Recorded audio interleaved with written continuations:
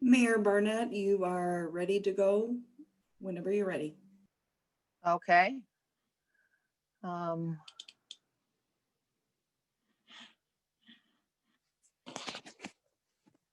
Is everybody ready? Okay.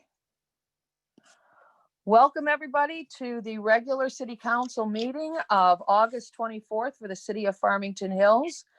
If you have any questions or comments you would like to relate to us on an item on the agenda or to give us a comment during public questions and comments, that dial-in number is 1-312-626-6799. Again, the dial-in number is 1-312-626-6799. We'll now begin calling the meeting to order and begin with the Pledge of Allegiance. So join with me, please, in the pledge. I pledge allegiance to the flag of the United States of America and to the republic for which it stands, one nation, under God, indivisible, with liberty and justice for all. Thank you. And now we need a roll call. I need a motion to approve the regular session meeting agenda as published. Barnett. Mr. Bridges? Thank you. Mayor Barnett, I move that the council approve the agenda as published. Okay, is there a second? Was that Samantha Steckloff? Ken Massey? Yep, support. Okay, so moved by Mr. Bridges, seconded by Dr. Massey. This is a roll call vote. Council members Newland, Yes. Bullaware, Yes. council members Bridges, Yes. Massey, Yes. Steckloff, Yes. Knoll, Yes. and Mayor Barnett. Yes, I just realized I made a mistake and didn't have you call the roll. Will this suffice as a roll call as well? Or do we need to call the official roll? Nope, that should suffice. We are showing that all are present. Okay, good. Next on the agenda is a proclamation opposing transitioning to a cashless society. Dr. Massey, would you like to read this proclamation for us? Madam Mayor, I would be happy to do that. Thank you. This proclamation, Mayor and City Council oppose transitioning to a cashless society, dated 24 August 2020. Whereas the rise of cashless establishments is giving way to discussions about future cashless societies where the acceptance of cash for payment of goods and services will no longer be allowed. And whereas the Farmington Hills Mayor and City Council agree this trend is a bad idea and should be opposed by those in positions of public influence. And whereas since all transactions would be made electronically, a cashless society raises many concerns, including decreased personal privacy, increased security risks, and the possibility of technical failures due to natural disasters or organizational errors that could incapacitate the national economy. And whereas inequities would arise for some low-income communities, people of color, undocumented immigrants, and the homeless, as they could be shut out of a cashless society due to lack of financial stability, official identity documents, a bank account, internet access, a credit card, or even a home address, all which facilitate participation in the electronic payment systems. And whereas a cashless society would create an additional burden on small businesses as they would be forced to pay additional fees to credit card companies in order to participate exclusively in cashless transactions. And whereas the rise of a cashless society is being fueled by fears that handling cash could be spread by coronavirus, but medical experts confirm that cash is safe to use as long as people to adhere to hand washing protocols. And whereas despite the current public health concerns, the mayor and city council feel that the risks of identity theft, profiling, privacy invasion, and disenfranchising sectors of the society, such as the poor, elderly, or people of color, present too great an exclusionary barrier for this country to transition to a cashless society now or at any time in the future. Now, therefore, be it resolved that Vicki Barnett, the mayor of the city of Farmington Hills, on behalf of the city council, does hereby proclaim our opposition to the proposed transition to a cashless society and encourages our community to exercise their options for convenience, anonymity, freedom, and equality, which remain inherent in a society that provides the option to conduct financial transactions with cash. Thank you very much for that, Dr. Massey. The next proclamation is National Recovery Month. Ms. Newland, would you like to read that one for us?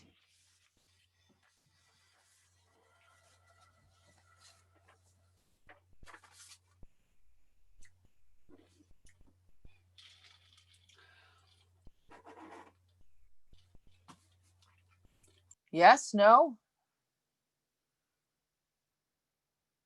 Mary Ellen Newland, would you like to read the National Recovery Month proclamation for us? Yes, I have unmuted now. Okay. This is a proclamation for National Recovery Month for September 2020. Whereas, according to the Substance Abuse and Mental Health Services Administration in 2018, approximately 20.3 million people in the United States aged 17 or older had a substance abuse disorder. And whereas currently an estimated 1.7 million people suffer from opioid use disorders related to prescription and opioid pain relievers, and 652,000 people suffer from heroin use disorders, which are not mutually exclusive. And whereas the Centers for Disease Control reported that more than 67,000 Americans died in 2018 from drug overdoses, with synthetic opioids currently being the main driver of drug abuse deaths. And whereas substance abuse disorders occur when the recurrent use of alcohol and drugs cause clinically or functionally significant impairment, such as health problems, disability, and failure to meet major responsibilities at work, school, or home. And whereas stigma and stereotypes often keep people from seeking treatment that could improve their quality of life. And whereas substance use disorders recovery efforts benefit both individuals and their communities by focusing on the person's ability to live, work, and learn, and fully contribute to society. Now, where therefore be it resolved that Vicki Barnett, Mayor of City of Farmington Hills, on behalf of City Council, do hereby proclaim September 2020 as National Recovery Month in the City of Farmington Hills, and call upon our citizens, public, and private institutions, businesses, and schools to increase their awareness and understanding of substance abuse and the need for appropriate and accessible services to promote recovery. Signed, Vicki Barnett. Thank you very much. And I'm going to break with tradition here, but I would like to ask Dr. Massey to read a second proclamation this evening, since he is very involved in SAFE. And this is a proclamation for Suicide Prevention Awareness Month. Dr. Massey, are you willing to do this one for us? I certainly am, Madam Mayor. Thank you. Suicide Prevention Awareness Month, September 2020. Whereas, according to the CDC's National Center for Health Statistics, there were more than 48,000 recorded suicides in the United States in 2018, and the annual U.S. suicide rate increased 24% between 1999 and 2014. Whereas suicidal thoughts can affect anyone, regardless of age, gender, race, orientation, income level, religion, or background. And whereas suicide is the second leading cause of death for people ages 10 through 34, and the fourth leading cause among people 35 to 54, and the eighth leading cause amongst people ages 55 to 64. And whereas we can reduce these disturbing numbers through public awareness, education, and treatment, which are all crucial in preventing this tragic problem that causes loss of life and a terrible suffering for the families and loved ones who are left behind. And whereas Farmington Safe, or Suicide Awareness for Everyone, is dedicated to making a difference by empowering community members, bringing these stigmatized topics of depression and suicide out into the open, and connecting those who need mental health assistance to the many resources that are available.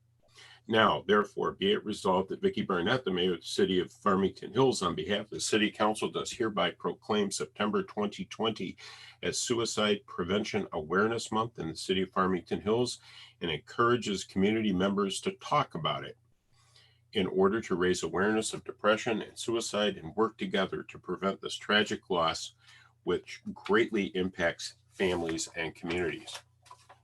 Thank you. Would you like to Yep. say a few words about SAFE in our community? Because with COVID-19, there's a lot of people that are feeling depressed and out of sorts and very lonely. Actually, thank you for the opportunity to do that. I certainly would like to.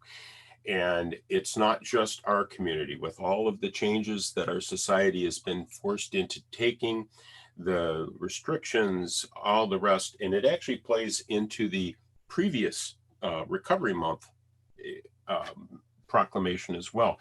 We have seen, and the numbers are actually astounding, looking at the uptick in the number of suicides, suicide attempts, and opiate overdoses. And the CDC chair, Dr. Redfield, has written a couple of papers on this and talked about it. There have been a number of papers in Psychology Today and a lot in the literature, like the Journal of Medicine. It is something, when we are forced into a change, our psychology, we don't like change as human beings. It's very difficult in our society. We find it very difficult. And then being excluded and separated, it's one of the reasons that there's such a discussion around reopening of schools and kids, because kids need that societal impact. They need to work together. So to try and separate them causes stress for them. They're picking up on their parents' stress. Farmington Safe, which was started to connect, to really change the dialogue around suicide. And it, more importantly, suicide is the untreated end of mental illness. So it's really dedicated to talking about mental illness and connecting people to resources. We at SAFE, being who I'm talking about with we, are putting together a community conversation. Right now, we're probably going to do this by video conferencing, by one of those technologies such as Zoom, and actually bring in some experts to talk about this and how people in their families can help their families get through this, as well as connect those people who are showing signs of depression and other mental stress, how to get them connected. Psychologists around our community, if you talk to them, or they are swamped, and a lot of their people that they're seeing are kids. So this is a huge impact to us, and thank you for giving me the opportunity. We want to get information and education out to the public. Thank you so much. It's so difficult for families. So I'm glad that we have such great resources in our community and in Oakland County.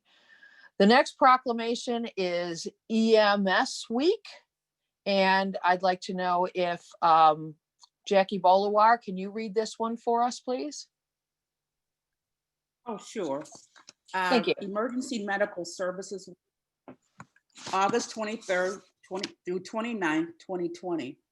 Whereas we honor all the heroic men and women who are part of the Emergency Medical Services team at the City of Farmington Hills, and expressed our gratitude for the critical role they play in our community's health and safety.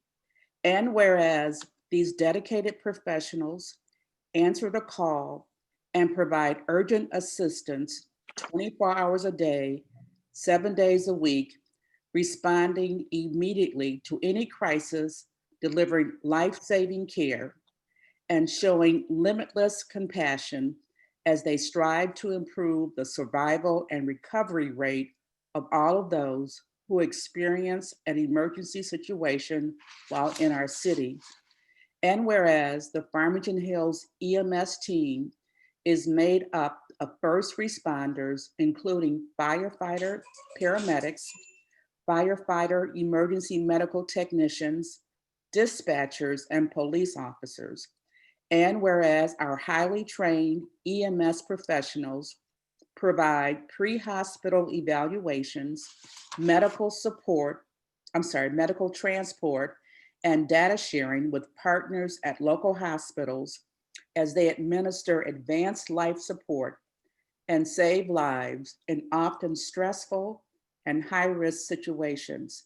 And whereas during this unprecedented time, the coronavirus has increased the demands on EMS providers, and they have risen to the challenge, delivering critical care and assistance to all those suffering from the effects of this pandemic.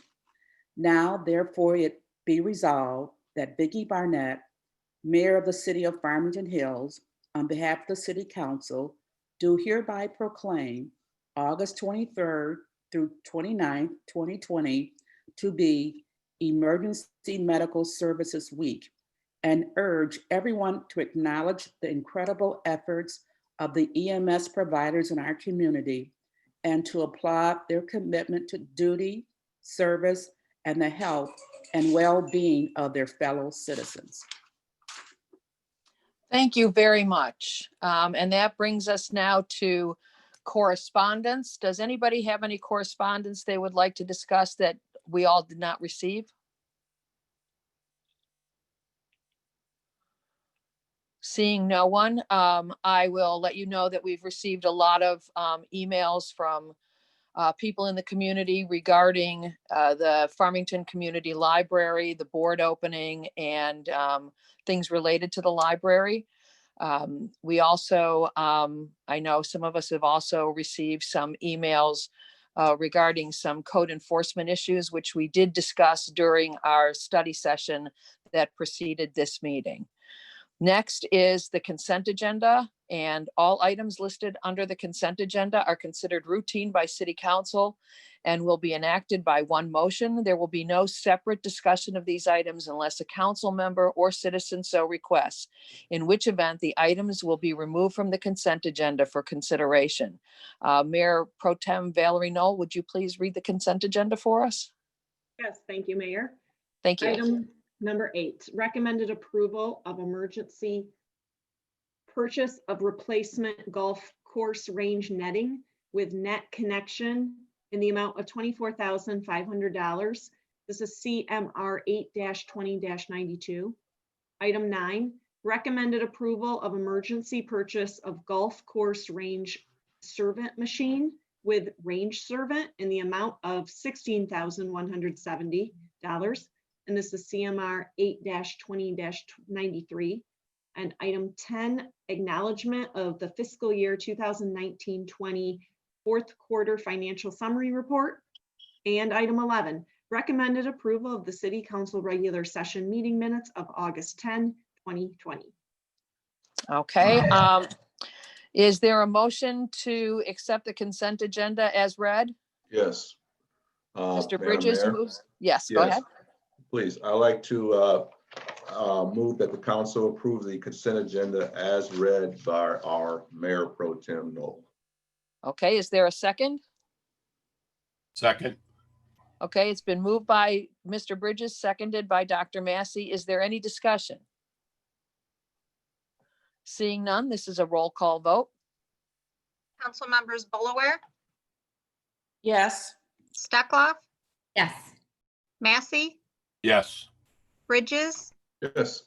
Knoll, Yes. Newland, Yes. and Mayor Barnett. Yes.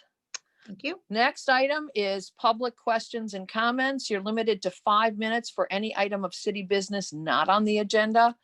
If I will start right now by reminding people that they can call in if they would like to say anything, that they are more than welcome to call in to dial 1-312-626-6799.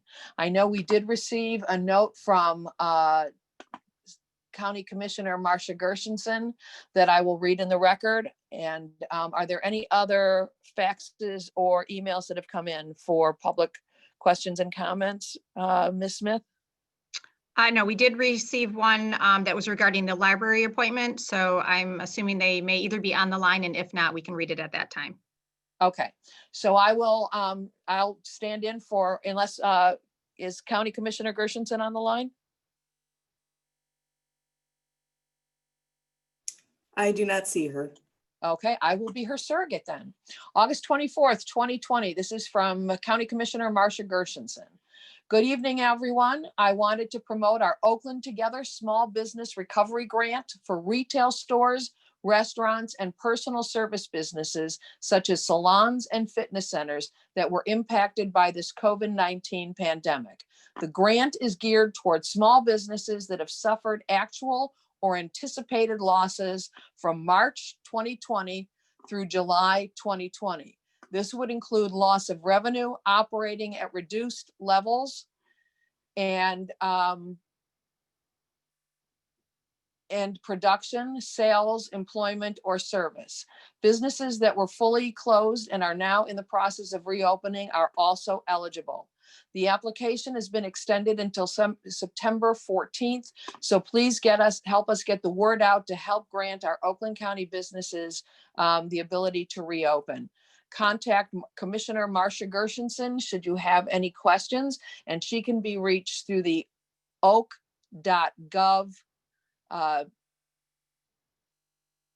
oakgov.com website, which is for Oakland County. Again, if you have any questions, contact Marcia Gershenson, or you can also contact our City Hall, and we will put you in touch with the appropriate people to see if we can help you get a grant for the suffering that you've been through during COVID-19. Is there anybody else who would like to comment during public questions and comments? Mayor Barnett, there are a few hands up. Okay. Dan, if you'd like to unmute yourself.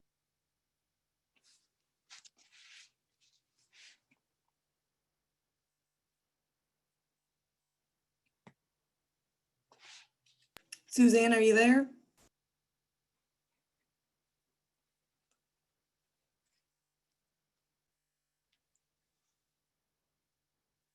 Okay, we can move on to the next one. Jeff Pavlik. I'm here. Hi, Jeff. Hello, good evening, everyone.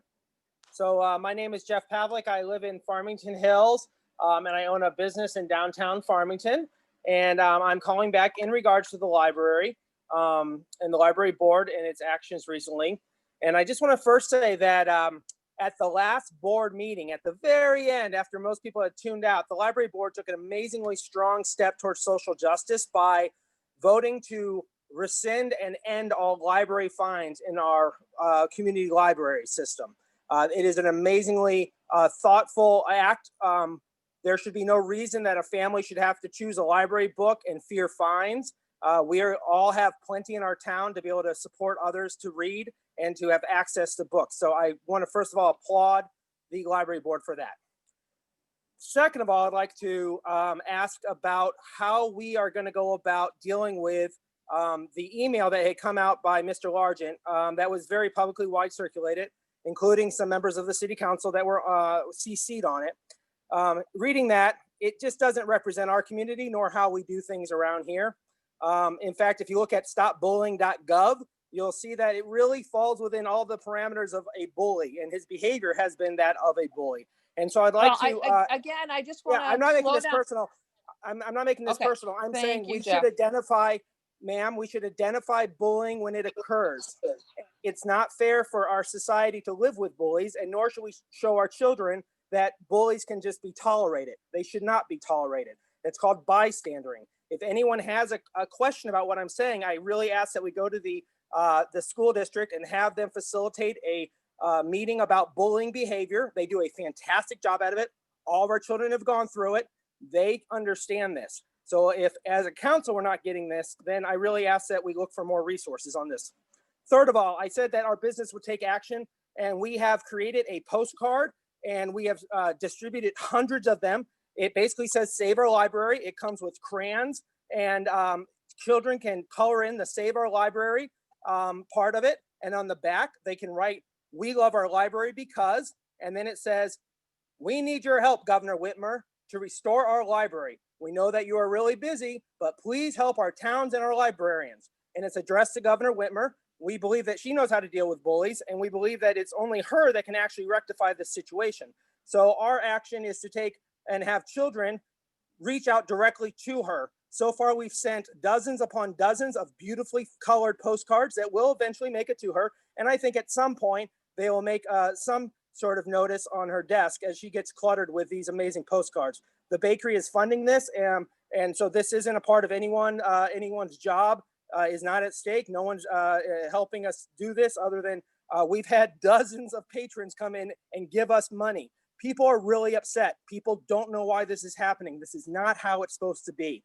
I'm not concerned about restructuring at this moment. I'm concerned about services for a community that will need them. Our schools are shut down, and we will need our libraries more than ever. Now's the time to step up. I ask you all to please contact the governor if you know anyone. I know the lieutenant governor is from Farmington as well. Hopefully we can reach out to him. We need their help.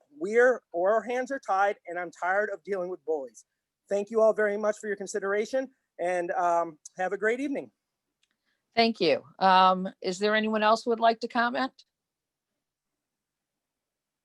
Yes, we have a few more comments. Okay.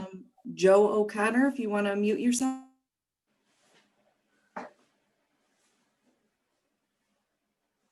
Hello. Hello. Hi. I'm Joe O'Connor. I live on Shiawassee in Farmington. I too was, I'm here to discuss the email that was made public from Mr. Largent regarding the library. And again, echoing Jeff's comments, I don't think it's at all representative of the people of the community. It shows a total contempt for the library employees, calling them self-centered, self-absorbed, ignorant, and offensive. Calls community members that disagree with things that are being handled at the library, the way they're being handled at the library as a mob. And I just think that's totally inexcusable. And I know that there's a candidate to be discussed tonight for one of the empty board seats. And there were two that were filled at the Farmington meeting, Farmington City Council meeting. But as long as Mr. Largent is on the board, I think you're going to continue to deal with this in one form or fashion. Another churning in firsthand knowledge or firsthand experience from a resigned board member, Ms. Bomarito. He must resign his position in order to start the healing. And really, it's going to be a long road.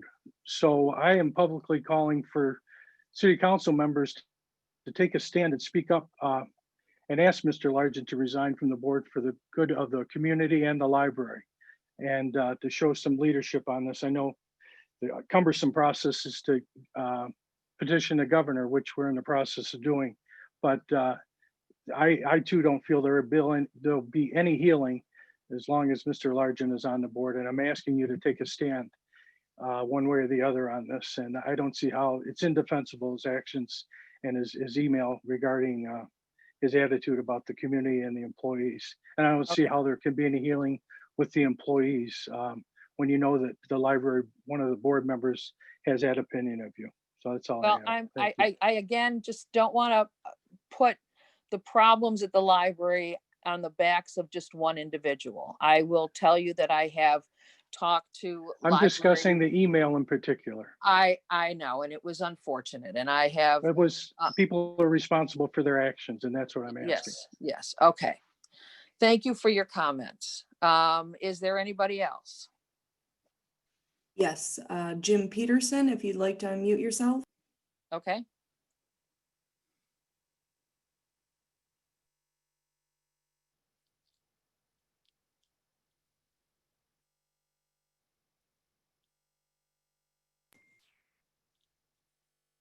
Jim, if you want to unmute yourself. Hello, can you hear me? Yes, we can. Hello? Hello, Hello, can you hear me? we can hear you. We can hear you, Mr. Peterson.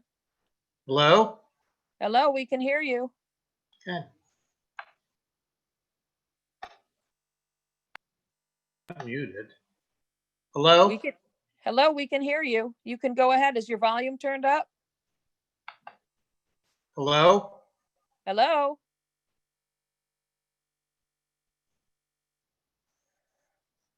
Okay, it seems we have a technical difficulty with Mr. Peterson. Can someone, Hello? Carly, can we text him and let him know we're having some difficulty? Yeah, I don't think we have the ability to, we don't have his phone number showing. No, It appears that he probably does not have audio or speakers on his computer, so he cannot hear us. Okay. we can move to the next comment. Okay, perfect. Okay, Kelly, if you'd like to unmute yourself. Hello? Hello, Jim, we can hear you. Tell me when you want me to proceed. Okay, we're gonna have to turn off Mr. Peterson for a moment. So Kelly, you can go. Okay, my name is Kelly Goldberg. I live on High Valley in Farmington Hills. And like some of the other residents who've spoken this evening, I wanted to speak up in support of our library staff. I sat through and commented on the Farmington City Council discussion and appointment of 2 board members, and they showed a much needed concern and interest in the dysfunction of the library, how it's impacting the employees, how that in turn is impacting the community. And every single council member said, we hear you. We are concerned also. We want our library to function well. And I would hate to think that the city that I live in would show any less concern. The former mayor appointed Mr. Largent and was included on that email. And the council wasn't really given the opportunity to dispute the vote. I think it went through. But my point is, I don't understand if and maybe the city attorney can speak to this, the library trustees are appointed by mayors, they're not elected. So if the mayor has the power to appoint, I don't understand why you wouldn't also have the power to remove someone. And again, this is not an elected position, but Mr. Largent has consistently shown a disdain for fellow board members. Yeah, I know. I would And- prefer we not name a particular person. I hear your frustration and I know it. And I have had many discussions with that particular board member that you are talking about. And I just want to try to keep this publicly civil, although But we have major concerns. I agree with you. There are major concerns. Okay, with but the Mayor functioning of Barnett, the library. respectfully, these are grownups who need to be responsible for their actions. And as the overseer of our city, I would hope that you would not want a situation that is basically a hostile work environment for our library employees to continue. So I very much support the appointment of Ms. Danette Wilner. And I know she's a very, competent, bright attorney, but I hope that you hear what an embarrassment it is to go to other libraries and know that people can't get the materials they've ordered from ours. We're in a consortium. And right now, I don't think our library is living up to the kind of standards you want to have for Farmington Hills. The other thing I wanted to touch on, if I may, our Yes. COVID rates have been rising steadily daily. We're now up to 131, I believe, as of today.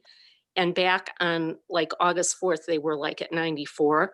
So I'm hoping that someone is in some discussions with the health department about that and trying to identify what the means of spreading might be, whether these were grad party events or what. I'm not aware that we have like this huge cluster of nursing homes. The majority of these cases are in people, you know, under 35. And it's a huge concern to me. I mean, compared 48331 has like 3 times as many cases as Farmington and the other zip codes in Farmington Hills. And I haven't really heard anyone from the city addressing that or making suggestions about extra vigilance, which, you know, I think is very important as we're getting our kids back off to school. We don't want to be sending them into other areas of the state with potentially undiagnosed cases. So thank you very much for your time. Thank you very much. And I don't mean to put a damper on what you have to say. What you're saying is very important, both on the library and the COVID-19 situation. And we believe a lot of the COVID-19 problems are due to travel to up north and back, where the spread up north is growing, partly because we have harvesting going on and a lot more activity with migrant workers and temporary workers, and then growth events with a lot of people that are unmasked, teenagers at graduation parties down here. So the transmission rate is growing, and I think that's due to people letting their guard down during summer, and we are monitoring that very closely. And I have discussions with our city manager every other day, and personally, I would like to close down indoor seating in restaurants, but we haven't gone that far yet, and we're just following the governor's guidance at this point. So I will have my say on the library when we get to the library board appointment, but I can assure you, I understand exactly what you're saying, and it is a problem. Is there anybody else who would like to speak? Eric, if you'd like to unmute yourself.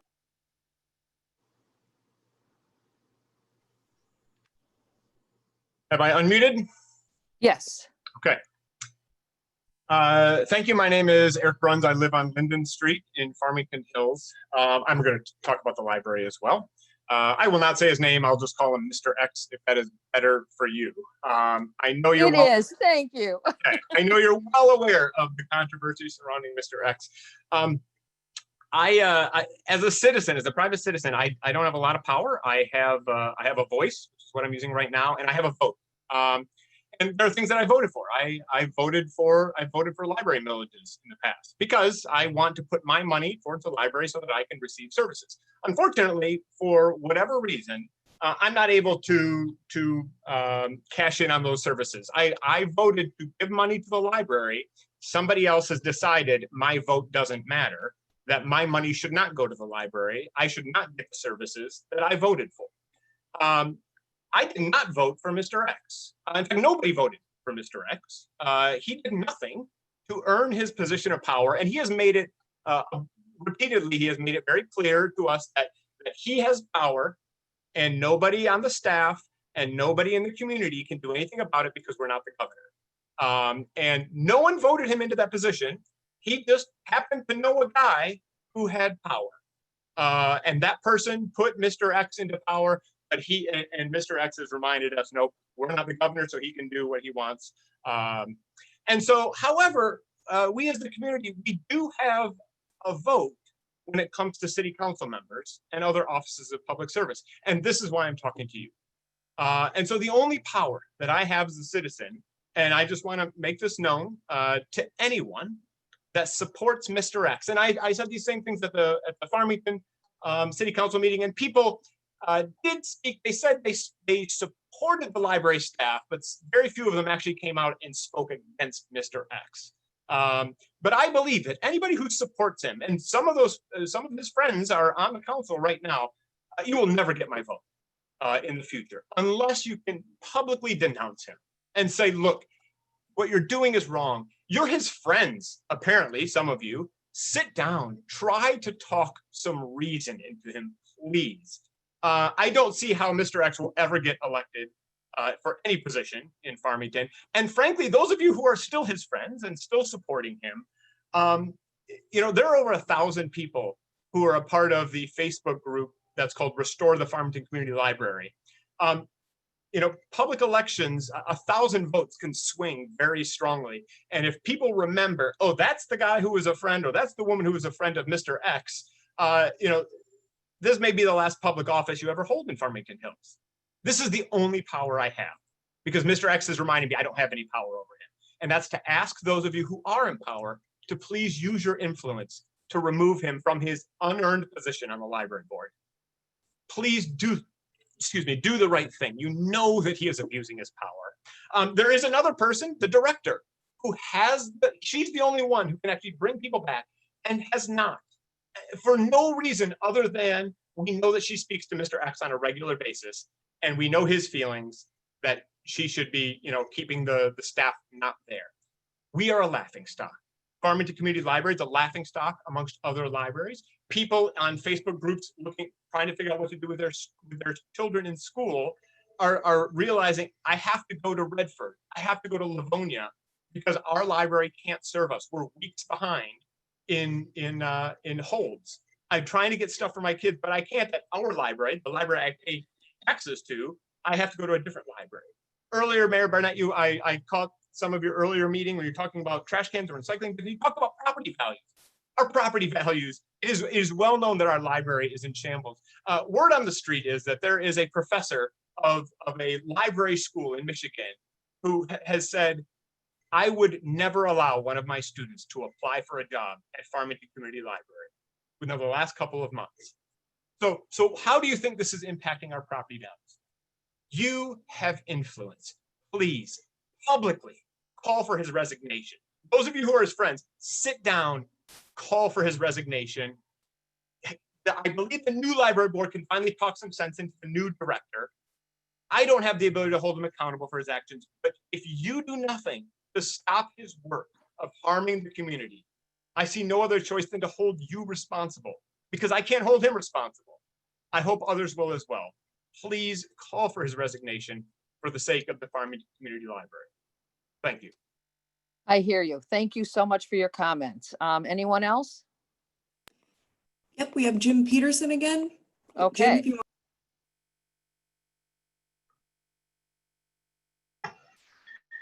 Can you hear me? Yes, we can. Oh, thank you. We don't get the greatest of service over here at 12 Mile and Inkster, just down the street from the library. Eric, my only saying to you is, whose money is it? It's my money. Don't throw it away. We have a budget that's equivalent to the city of Farmington Hills that's being spent by the two libraries willy-nilly every year for as long as this goes on. Why are they spending money that isn't needed? Okay. I work. My daughter got laid off. She's not working. She has to take unemployment. Guess what? That's the way it is. You should not be just giving money to people because we have it. It's my money, not yours. Third, we pay taxes with the understanding that it's going to be used with a fiduciary responsibility. It has not been used in a fiduciary responsibility. It has been spent willy-nilly with no plans for maintenance, long-term, roof, electrical, all the upkeep that needs two buildings need. It's been completely ignored for all these years. And now finally we're doing something about it. I think that's something that should be kind of recognized. And if Eric doesn't get paid, that's his problem. The last board didn't do these things. This board is. And I think we should support this board and give them the support they need to make this work. If the employees don't want to work for underneath the board and the director, They don't need to. Every time I go in the library, I can find what I need. I don't need people to help me. So if they think that they're that important for me, they're wrong. They are not that important in the grand scheme of things. So we need to have employees look at the actual plans that are being formulated by this board. Take a look at them. Do they make sense? Should we have a safe, secure, moderated facility? I want to know when you're there at work. I'm sorry if you don't want people to know it. I do. You don't need to be just showing up and getting checked in by handwritten things. It doesn't work this way in this world. And I don't know what universe they think that they're living in, that they can just hand write in hours and expect it to be okay. It's beyond my comprehension that this could even be a question. So I think the total money that we're looking at on this, on these two buildings, is so exorbitant. And all they want is their money and their benefits without having to work for it. No, that's not right. Come on, you guys. Look at it. 80% of you are back at work. Fine. How about supporting Reedy, making her, she's been successful wherever she's been. Do it. Give her some support. I think the only thing you're doing is doing everything you can to undermine this whole thing. Okay, So that you again, can look cute. I don't want people attacking other people. The issues you talk about, I'm sorry, underlying Vicky. issues, we can talk about. But again, I'm trying I'm to be sorry, sensitive Vicky. to everybody, You're right. and it is difficult for me to moderate this, and it's been heart-rending. Yeah. It really has. And so I'll let you continue with your comments as long I as do you don't. apologize. No, I do I apologize. I appreciate don't want it. to take anybody personally. It's there's a lot of passions on all sides with this. I just want everybody to take a look at what we're looking at, how much money we're looking at. It's what, $6.7 million? Is that the budget? About. Look at the budget for two buildings, the disarray of the buildings, and what the board is trying to do, and what Reedy's trying to do. Reedy's been successful wherever she's been. How come here she runs into all this, resistance? It's only one reason. So I think we need everybody to take a look at what the plan is, what the results we want are, and go from there. I'm not worried about feelings. Okay. I want to thank you again for your comments you. and for hanging with us so that we could get you back on. Is there anyone else who would like to comment? Mayor Barnett, I'm gonna ask Suzanne if she wants to unmute herself one more time. Okay.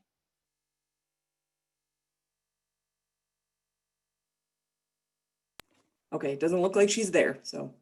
Okay. We did receive an email from Suzanne, and I will talk about that during the appointment process. Anyone else? I don't see any other comments. Okay, great. In which case we'll move on now to council member comments and announcements. Council members.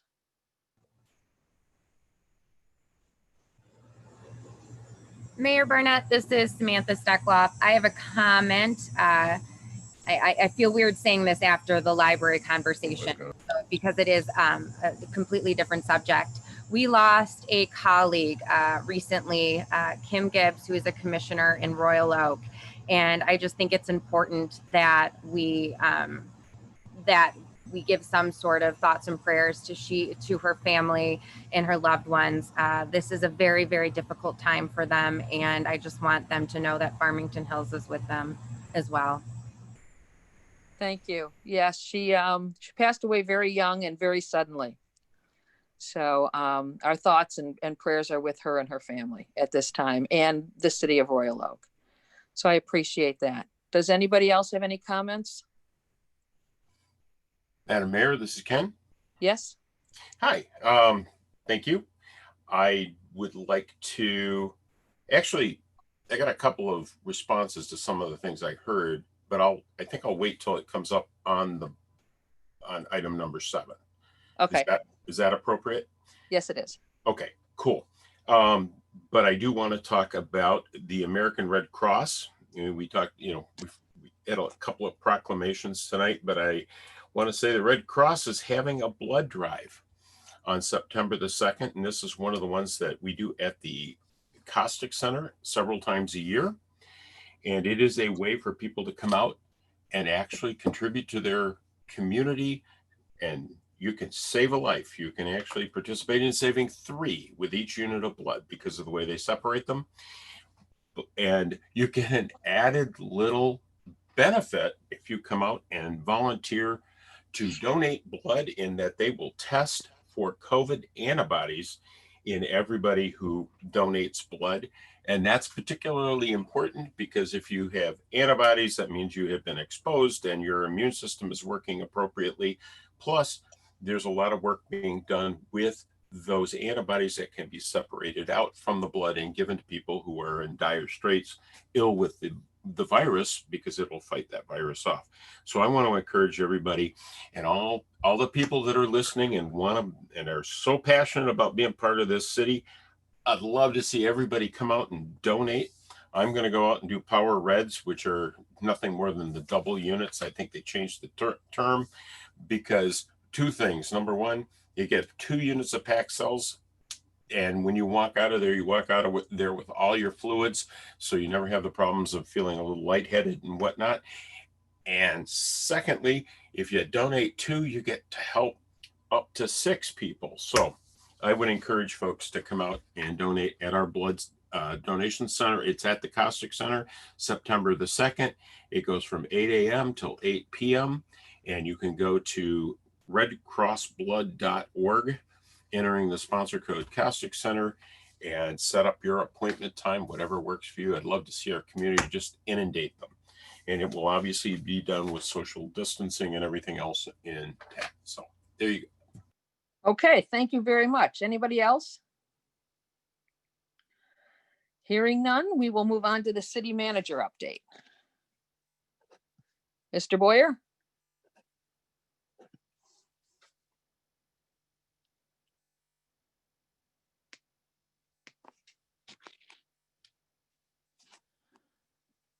August 31st. We can't hear you. Can you hear me now?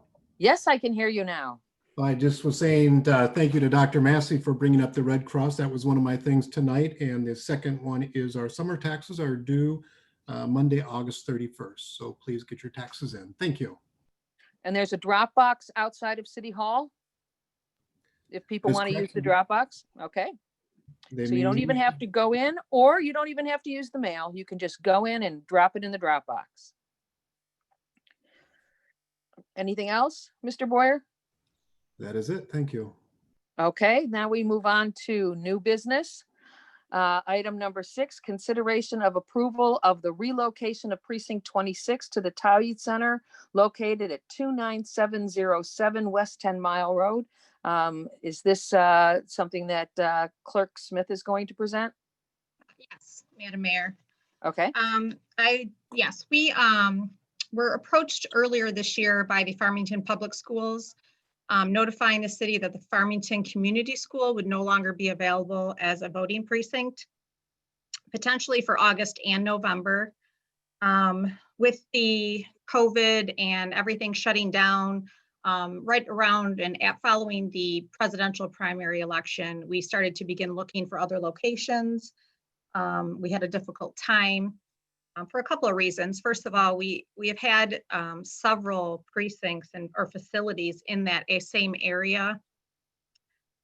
Churches either close or combine, or other schools close in that same general area. So that was one of the issues. And then also with COVID, any facilities that we potentially saw that we thought could be useful, we had a hard time contacting the people because they were closed. So per Michigan election law, we can only use 501c facilities. Generally, we use the schools, church facilities, We do use our caustic center. Do you want to explain what a 501c is? Yeah, so that is, that can't be affiliated with, 501c3 is the tax exempt organizations. And they also want to ensure if they are publicly owned, that they are not tied to any other organization or facility that might support a certain candidate or issue on the ballot or that kind of thing. So we're really limited under election law, and we're trying to get that changed so that we have more options. It's really been difficult for a lot of communities with schools closing in particular. So while we were looking, we were in close contact with the schools, and they did indicate that for August, we would be able to use that facility still while we were still searching for other locations. And in the meantime, one of our election workers, he's a member at the Tauheed Center, and he had approached us a couple times. And again, I spoke with him and offered the use of their facility. It's in that general area. And so we were appreciative of that. And I took that to the Election Commission on August 13th, at which time we discussed several options. It was not the closest, although it was not very far in distance for our voters to travel. So we were looking at options of, should we just move that one location that we need to, or should we look at moving to for the better distance and voter travel situation. But in the end, after we discussed that, the Election Commission did decide that we would recommend just moving the one precinct, which was precinct 26, from the community center, or I'm sorry, Farmington Community School to the Tauheed Center. Keeping in mind that we may move one of our other locations to that as well. We did talk to the center about locating two of our precincts there, as that was an option we were discussing. And at this time, because of COVID, they're really in need of their extra space for their prayer and social distancing. But in the future, they were open to discussions on that. Also, at the time of taking this to the Election Commission, this was going to be subject to final approval by the Tauheed Board. And we do have verbal communication, confirmation that they are moving forward with this. As a backup plan, we were looking at locating two precincts at Lanigan if for some reason the Tauheed Board declined. But again, since the Election Commission met, I've received again verbal confirmation that they're moving forward. So we're just looking for confirmation by City Council to move this precinct location for all future elections. Okay, is there a motion? Madam Mayor, Yes, Mr. Bridges? thank you. Madam Mayor, I move that the council approve the relocation of precinct 26 to the Tauheed Center located at 29707 West 10 Mile Road. Okay, is there a second? This is Mary Newland, I'll second. Okay, it's been moved by Mr. Bridges, seconded by Ms. Newland. Is there any discussion? Well, I actually vote at precinct 26. I think this is a great location. It's not that far out of any more direction in terms of distance, great parking lot. So I think this is a great location. Thank you for arranging this to the election group. Okay, any more discussion? Seeing none, this is a roll call vote. Yeah, this is Jackie. Oh, yes, Jackie. This is Jackie. I do have a question, yeah. Sure. This will be for the general election, I take in November. And if we make this change, I know we're going to communicate that to anyone who is located at the old precinct and Farmington Community Schools. So how is this communication plan? How will it be rolled out so that people are not at the old center thinking that that's where they should vote when we've moved it to the center on 10 Mile Road? Yeah, that is a good question. We have moved precincts in the past, and what we will do is we're also already have postcards that we have put together with past language, and we work with our printer that usually prints our ballots and our envelopes and everything for us. They will send out that to all the voters that are located in the precinct that's being moved, and then we will also post signs at that location. So we'll start working with the schools now so that we can post Farmington, even the Farmington Public Community School location, indicating that that's no longer a precinct, and that everybody will get an individual postcard in the mail, all the voters. Going back to the same question, so the postcard will include like a map of the new location, because I know many individuals may be just, may not, with a sign at the location, they may be trying to get in before they go to work, and then, oh my, I have to go here and it's going to take me an extra, 5 minutes to go around the corner to it. So just encouraging to have, a map of the new location on the postcard. Okay, yeah, we can look into that. Typically, we have not included a map, but the address will be on there. And we do have interactive maps that are on our website. So we'll reference our website with the interactive maps that will be up. Okay, so there'll be a sign at the old location telling people of the new location. And there will be, and we will publicize the new location on our website as well. Correct. And then you will send out postcards to all voters in the 26th precinct, telling them where they go vote. And I will just put in a plug right now. And if you want an absentee ballot, please contact the clerk. You can even order an absentee ballot online and it will be mailed to you. There are very safe restrictions for absentee voting and mail voting. You have to sign the outside of the envelope after you vote and seal it so that they can verify the signature when that absentee ballot is turned in to make sure that the right person is voting. And we're very, very careful with that. And you can also trace your ballot through the Secretary of State website. When you ask for a ballot and it's sent to you and then you return it, you will be able to see that it's been returned to the place you want it to go. So ask early, vote quickly, vote early, and get your ballots in. And thank you, Mayor, for that. If I can add, the drop boxes that we talked about for the taxes, they are used for the ballots as well. So we do have a drive-up drop box that is for the tax material and applications or ballots for the election. So that's in front of the police department. And then we do have one on the brick wall walking up to the south entrance of City Hall. And yes, we are encouraging people to get their requests in. We have had a lot of questions. We have a lot of new absentee voters wondering where their ballots are right now. They are not even printed. So we don't receive our ballots till mid-September by law. And until they can be printed and everybody, all the candidates have been verified. And so we will be sending those out starting September 24th. Okay, thank you. Yeah, this is Jackie. One last question. Sure. Has there been any consideration in placing new drop boxes throughout the city, maybe at some of the fire stations? Why? We do expect, pardon me? Yeah, we we have had the opportunity to purchase new drop boxes, and we did put in for another one. I'm not sure we would put it at a different location unless it was our fire department. The issue is, first of all, security. Some places have security cameras, which is great. But then we also have to travel around and pick all those up on election day. And it's honestly difficult to get out to our box. It jams, not because it's full. Everybody thinks it's so full. It's not. It's because people are, stuffing 3 and 4 ballots in, or they get, jammed in the wrong way. So we're constantly having to go out and check those. And the new drop boxes, frankly, that we ordered, I'm not sure how secure they are.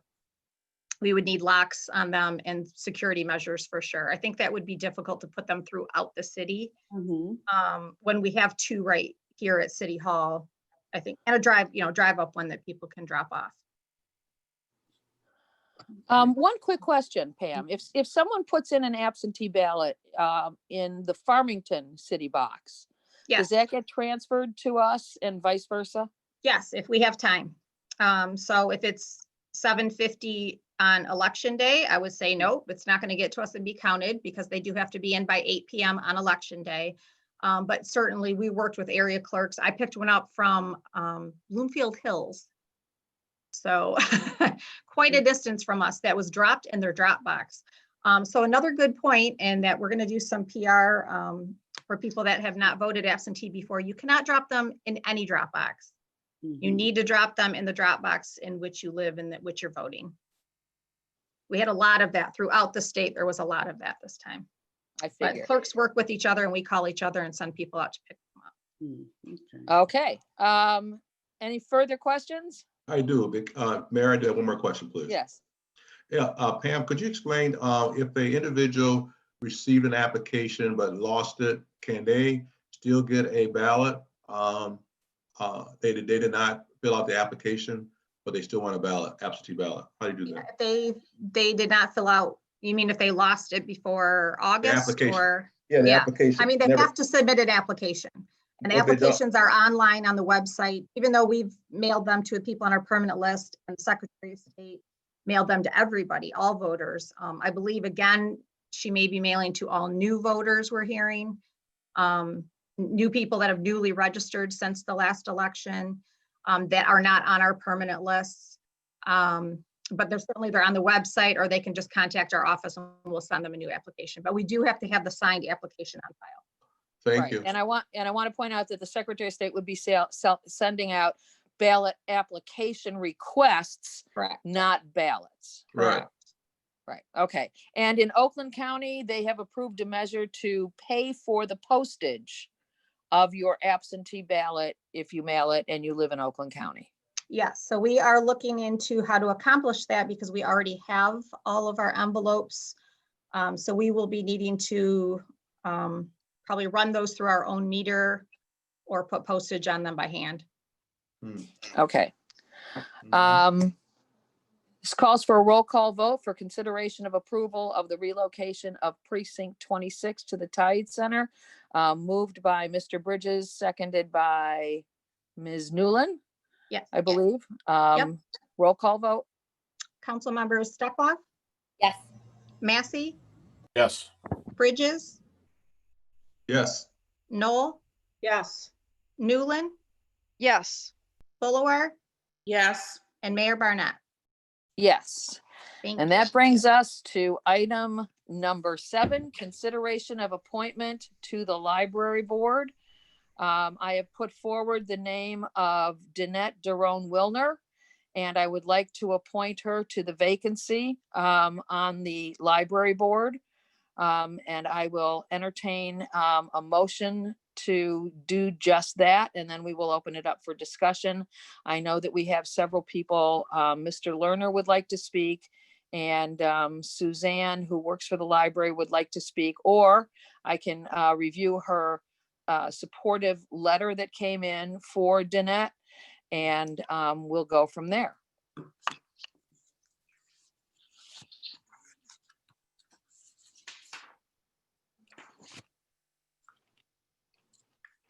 Is there a motion? Yes, this is Jackie.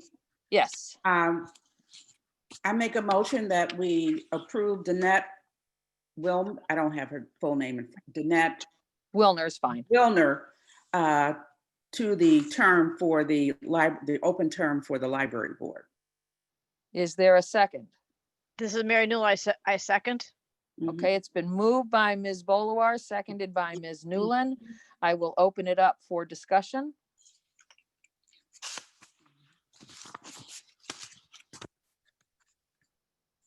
Well, Does yeah, anybody- yeah. Okay, I have Jackie, go ahead. something to say, yes. You know, over the past several weeks, you know, we've heard, as a council, we've heard several comments from citizens about the state of the library.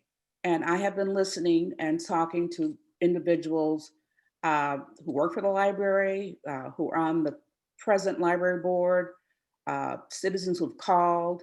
And at this time, I think that Danette is the right person for this position. I think now we're in a period of time, what we have is just not working for us because of the rhetoric that we're hearing about the staff that is just not conducive, even if what I'm hearing is necessary in order to run a school board, a library board that has the best business practices. When it's overlaid with all the rhetoric that's overlaid on it, it's real difficult for any change to be made and keep the concern and the support of the community for that library board and for the library. Right now, I think we can't go on like this. As a council member, I don't have the ability to, if I don't like something, to say something or perhaps remove someone from the board. That's exactly, I guess, how it's structured. We did say we're going to take a look about perhaps going to an elected library board in which the citizens will have more input into those members, on the board. And I did support that position. But right now it appears that the community has lost confidence in our library board. And I think Danette, based upon her experience as an attorney and with Kelly Services and working with employer groups and organization with budgets, I think that she would be a great asset for the board. And I think that's her appointment is a good recommendation. Thank you. Anyone else? Mayor Barnett, this is Councilwoman Samantha Steckloff. I would like to Yes. echo the comments of Ms. Boloar. We have heard conversations, communications, emails. I mean, this is we've been doing this for 2 years, and I think now that we've gotten to know each and individual board member, I think Danette is a good fit. She's worked with team building before. She's an attorney. She's got a lot of budgetary experience, and I personally believe she would be a good fit, especially at this time. There's a lot of, as we've said, rhetoric going on, and I personally believe we're going to have to build bridges. And I'm confident that she will be able to be a part of that. We also have Farmington that just put 2 new board members on. And I think between the 7 of them, we can really get to a good understanding. And I feel real good about the future and integrity of the library. Hey, anybody else? This is Mary Newland. I'm going to echo what Jackie said and Samantha has said, and also ask that she's going to bring a new perspective also to the board where English is not our first language. And we have many residents who English is not their first language.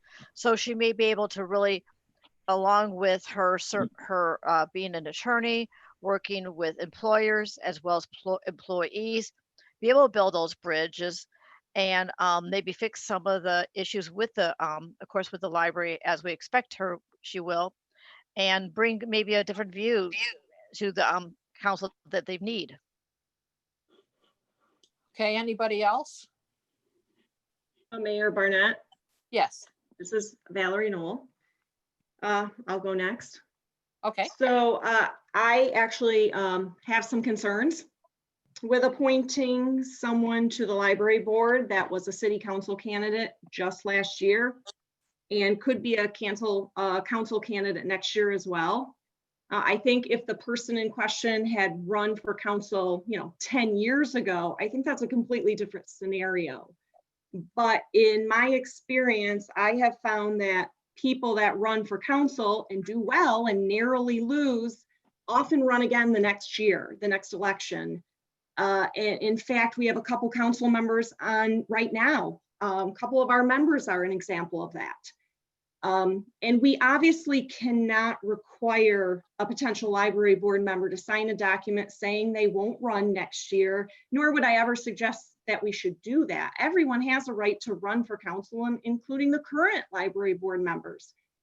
But I'm saying realistically, there's a higher chance that someone who just ran and did well would run again next year.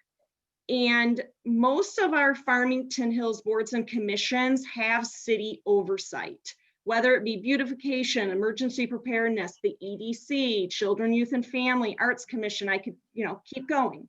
They have some form of city oversight. These commissions are not necessarily policy decisions for the residents or taxpayers.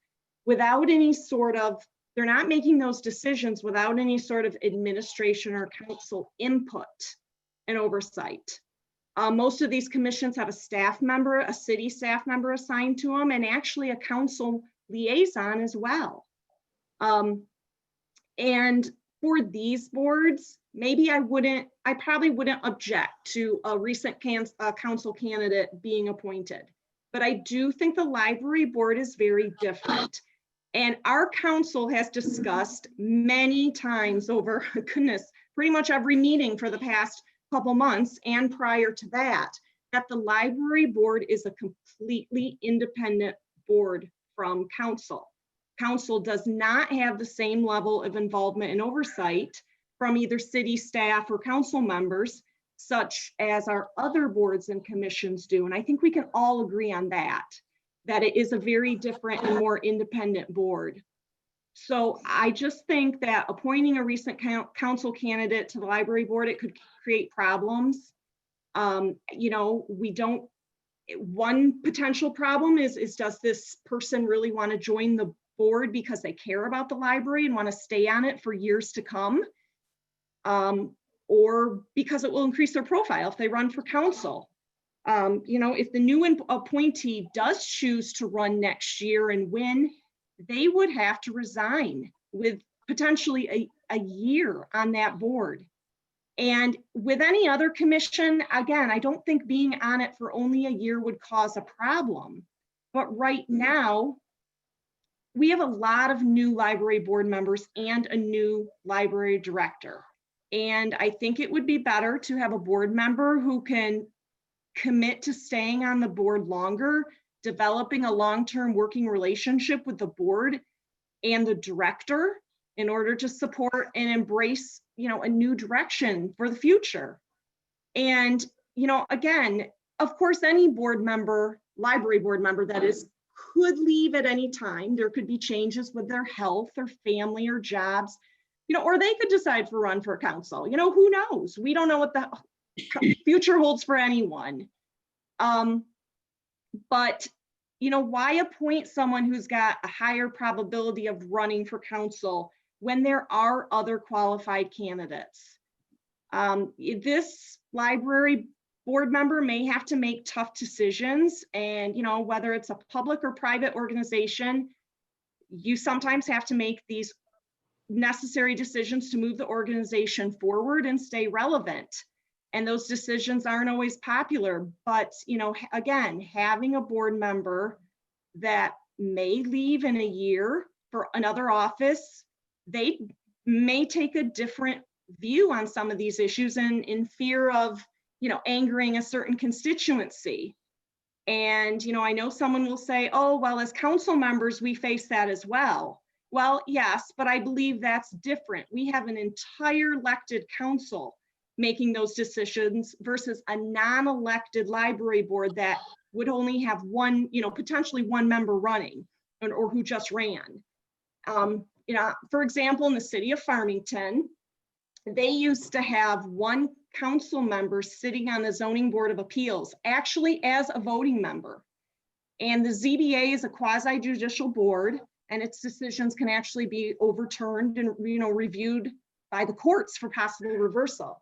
And in Farmington, the city attorney actually advised the council, this was some time ago, that they should change the structure of the board so you didn't have a voting council member because of the dynamic that created with a non-elected board members and then one elected member, basically through council.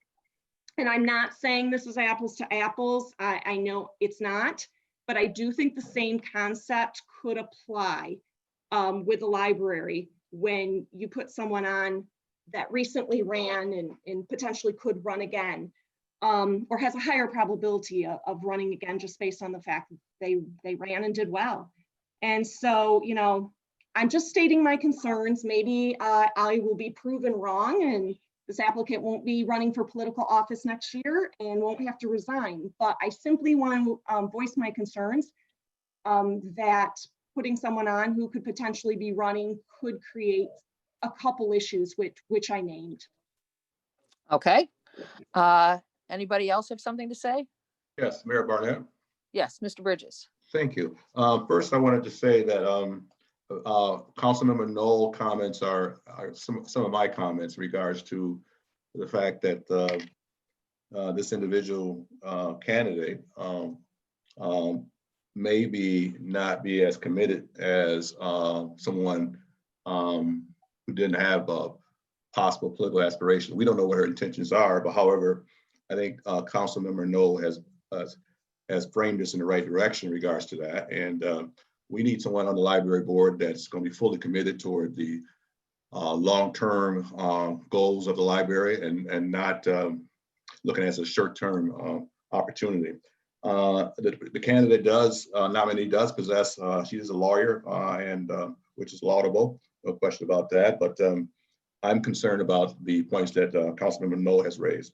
Also, the fact that the library has moved in the right direction, particularly when you look at what was the library doing prior to the upheaval in regards to the board appointments and the new leadership there and the new director. The library, as you know, had an antiquated time reporting system. Secondly, they clearly had some physical plant needs. And I think that the board now is functioning well. However, there are some serious concerns about the board's leadership, particularly on the appointed side. And I'm definitely mindful of that. And we've heard significant discussions from the community in regards to one individual that may be a distraction on the library board. So I'm mindful of that as well. But when you add on the plus of adding another distraction, meaning the nominee, it may even cause even more distraction. However, I'm going to yield to the mayor's right to appoint. She has the power to appoint and nominate people to commissions in our city. And unless the individual has some strong ethical considerations that disallows her to be a nominee on the board or serve on the board, I have to generally yield to the mayor's nominee unless there's some major problem regarding ethics or issues like that. But I wanted to express myself in regards to my concerns, and they're similar to the concerns that that were listed by Councilmember Knoll. Thank you.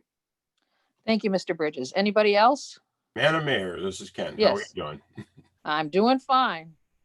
Good. I have a few comments, if I might. Sure. And given that a few of the public comments pointed right at me, I'm going to start with a little history. So please indulge me here. And oh, by the way, you might have heard me when my cat leapt into the middle of my desk here just a few seconds ago and decided that it was her spot. So it was one of those really kind of things. An unfortunate leap in timing. It was. If you're a cat owner, it always happens. I know Councilwoman Steckloff is a dog owner. Yeah. So anyway, I digress. Oh. So we all appreciate our pets. So let me, for the purpose of all the people that have that are uptight about this, the previous library board left what's that? The previous library board left a lot to be, we thought they were doing a great job. An issue came up. It came to my attention when I was in your seat, Madam Mayor, and I called a couple of the folks on the Board of Trustees, and the answer was that there is a problem. Oh, this issue, we made a decision based on the budget. People are asking questions. Well, it was a budgetary issue. May we see the budget? Was my question, so that we can address our constituents' answers. You've got nearly a $7 million budget, as was brought up earlier. Let's look into this. No, you can't have a copy of the budget, was the response that we got from the library and the board at the time. We went through several iterations asking for that document, which is a public document. And we, as the elected officials with an appointed board based on the District Library Act of 1989, we're responsible to the constituents for how their tax dollars are spent, but we aren't necessarily in any authority on any. The only thing we can do is appoint to the board. We can't even remove people from the board. Well, without going through all of the iterations, a change was made because our council at the time needed to see that budget and needed to have a discussion on that budget. I chose not to reappoint a member of that board. I own that. And I appointed Mr. Largent or Mr. X or Mr. whatever you want to call him, because he has a business viewpoint. He is a he states his positions, and he looks at things as a business decision, and he loved the library. I've never met anybody who's spent as much time as he does and has enjoyed the library that much. So it was what appeared at that moment, it was the right person. To anybody who wants to condemn me for it, I still believe it's the right move, because the things that happened immediately thereafter, he's appointed, and suddenly within 24 hours, the president of the board and the treasurer of the board resigned. That was a red flag to me. I'm just going to be perfectly honest. What's going on when you say, hey, I'm bringing a new person in, I'm the treasurer, I'm the president, I don't want anything to do, I quit. Well, what did we find? As the library board, ultimately all but one member of the 8 board of trustees resigned within a matter of weeks. New people were put in place. We found that there were a number of things that were going on, and this underlies a lot of the stress that the board of trustees is going through, and people need to hear it. Good things are happening because they identified that there were facilities that needed $2 million worth of delayed improvements. There was actually an explosion risk in one of the buildings near where the kids go. That was an electrical issue that had been going on for years and never addressed. There were many other examples of that kind of stuff. There were problems with the way the finances were done. Well, not surprising, given that there were no controls, no internal controls on the finances. It was all handled by one individual. It was all done on paper. The long and short of it is, there were a lot of issues in which the library could have improved and spent our tax dollars much more wisely. But the previous library board, they didn't ask a lot of the critical questions, and I'm not sure why. It is what it is, but they left. The new library board, once it was convened, had some periods of time where they had to go through some challenges and decide what to do, and they were resisted. And I think I mentioned during one of my comments on the suicide month acknowledgement, because people, when we are forced into change, we resist it. Well, camp started to form, and that was between the people who worked there and the executive director and the board, and this tension started to develop. And this new board, as they convened, had to come together and figure out how to work together. They've done it. The new board, and I did this, so instead of just taking my word for it, go out there and look at it, go to all the archives for the minutes of all of the library board of trustees meetings. And what you will see is that in the last year, the board of trustees are demonstrating more and more cohesive votes. They're more in the same direction, and that's being exhibited by the decisions that are being made, bringing on the new technologies. They had looked at what is the utilization. Utilization was going down. Costs were continuing to increase. That doesn't surprise anyone, given that there is simply put, the technology is changing how communities use their libraries. So this new board has been reconfiguring to become not just the asset that they are and the jewel they are in our community today, but to become the library of the future. Well, long and short of it is, they were starting to move together. The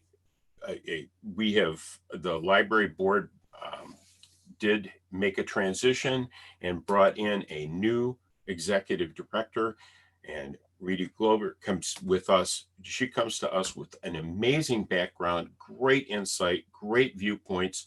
I think that this change is going to be wonderful for the community, but there's this group of people, this group that resists because they were on the, they were friends with the other folks.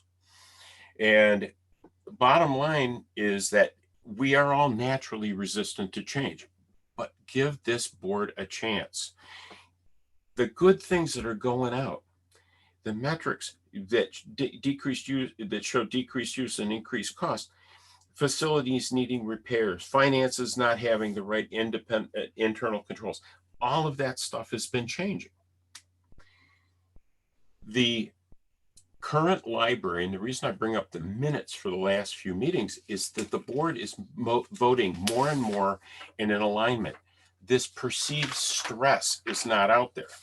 And I'm going to take that on just for a second, because one of the gentlemen that called in earlier was telling us how bad Mr. X was and he was bullying people. Well, you know what? Some of us actually do talk to people, and I've had conversations with him, and he admits that some of his comments were indelicate and that he takes the responsibility for those comments and understands the issue. That's the kind of guy he is. What would you rather have? Somebody who bends in the wind or somebody who actually takes the responsibility? He does that. He admits they were wrong, but also those comments, and I'm not using this as an excuse, were considered to be private at the time. Somebody publicizes them, and we in political life know that, yeah, that's not the way we should handle things. They should remain private. None of us, not one single human being that I know has ever said something that has gone without saying something that perhaps they wouldn't want everybody to know, and should be incensed that people are now publicizing what were considered private comments. That said, it is what it is. He takes a responsibility, and he assures me that from this point forward, he understands that. He will choose his words more carefully. So, which would you rather have? Somebody who gives you a bunch of smoke and mirrors, or somebody who actually lives up to that? I personally go with the last one. Now, in terms of our question today, we need to look at this. These great things are happening. Over 80% of the staff in the library are returning. They're working, they've gotten schools. So every student has a library card. And so home learning and extended learning is going to be enhanced. Director Grover understands the community needs. And they've done a survey. We heard a criticism of the survey in the last time, but at least a survey was done to try and bring information in from those of us that are using it. The staff is coming back, and consequently, the backlogs of what were out there, my information is that there are only 38 items left pending at the library on Liberty Street. And the same thing is happening. It's getting shorter and shorter at the 12-mile library. Cataloging is improved.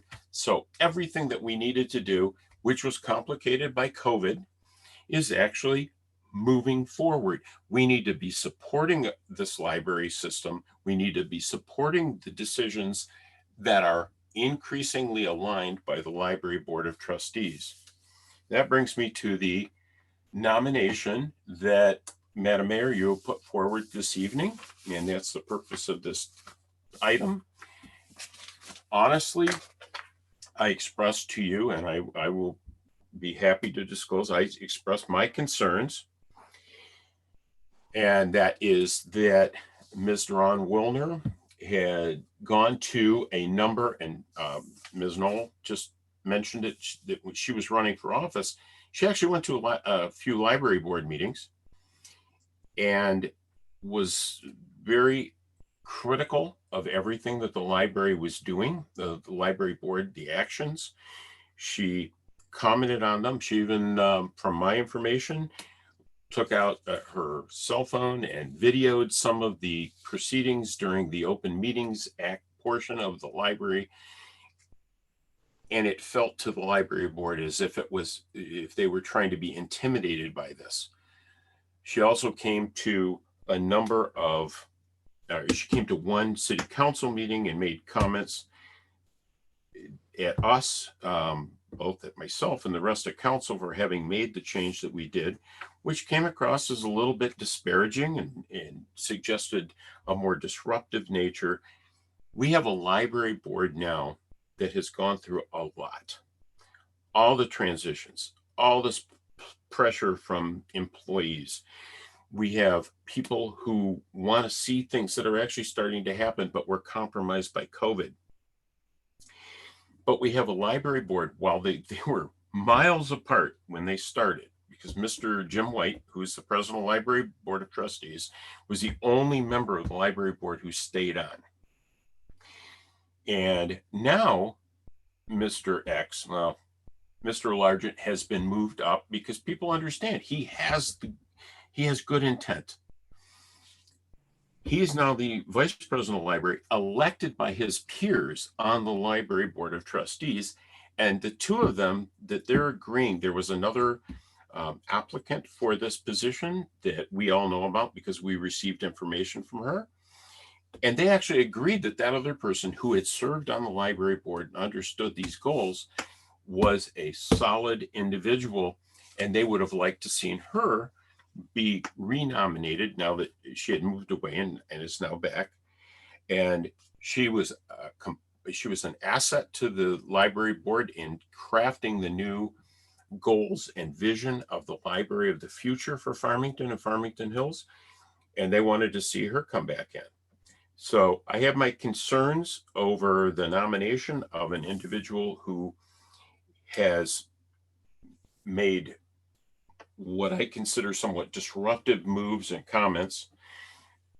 And I say that, and Madam Mayor, and I hope I'm not disclosing anything, during our conversation, you assured me that that those issues had been discussed, and she is there for the long-term goals and vision of the library to support this current executive director and help her move this forward, because it has to come from the board of trustees who set the direction.